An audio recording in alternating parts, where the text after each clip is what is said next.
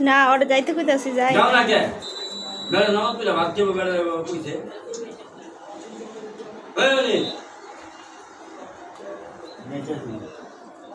যাও হাঁটি যাও বেড়ে নামাজ পড়ে ভাত খেয়ে নামাজ শেষ যাও মানে তাইলে আর আধা ঘন্টা আগে